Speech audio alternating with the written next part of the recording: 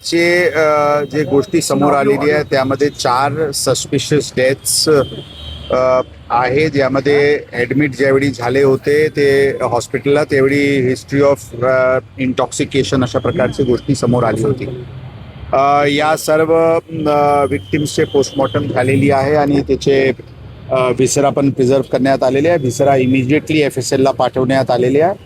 आज संध्याकाळी रात्रीपर्यंत व्हिसराचे रिपोर्ट आल्यावरून स्पष्ट काय कंटेंट त्यामध्ये होता आणि एक्झॅक्टली काय कॉज ऑफ डेथ होता ते समजेल.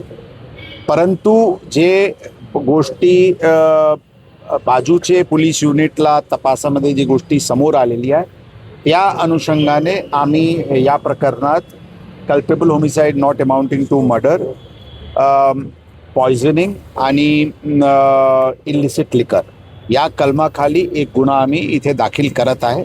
त्याचे तपास तात्काळ युद्ध पातळीवर ऑलरेडी सुरू आहे. त्याचे तपास होईल. नक्की याचे जसं मी सांगितले व्हिसरा रिपोर्ट आल्यानंतर एक्झॅक्टली काय झाला त्यावर कळेल.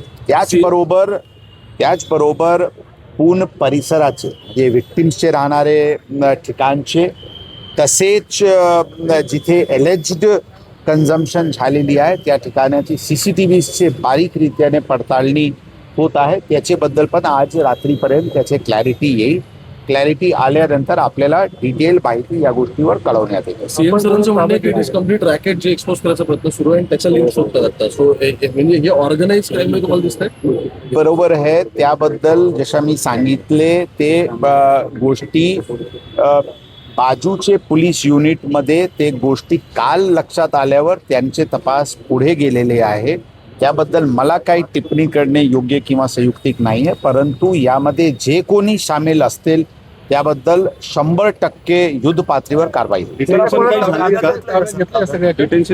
ऑलरेडी ते जसं मी सांगितले कालपासून जे दुसरा जॉईनिंग पोलीस युनिट त्याच्याबद्दल तपास करत आहे त्यांच्या ताब्यात या प्रकरणाचे भौतिक सगळे आरोपी असतील. कारवाई करत नाही. सॉरी, लोकल जे आहेत तिथले पांढरे मळ्यातले आणि रिलेटिव्ह पोलीस रेग्युलर त्याबद्दल जर चे स्थानिक पोलिसांचे काही दुर्लक्ष असतील तर 100% त्याच्यावर पण कारवाई करण्यात येईल.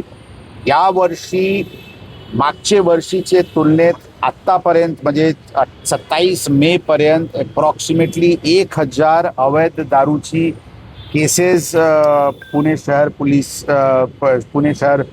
दलांकडून करण्यात आलेली आहे. अंदाजन 1 कोटीचे वरचे मुद्देमाल अशा प्रकारचे दारूचे जप्त करण्यात आलेली आहे. मोठ्या प्रमाणात इलिसिट जे डिस्टिलेशन होते त्याच्यावर पण कारवाई करण्यात आलेली आहे. आता याचे कुठे डिस्टिलेशन आणि काय सोर्सेस आहे याचे 100% आजपासून परत एक ऑपरेशन वॉशआउट सुरू करण्यात येत आहे आणि अशा प्रकारचे सर्व अवैध जे काही कारोबार असतील त्यांना पूर्णपणे नष्ट करण्यात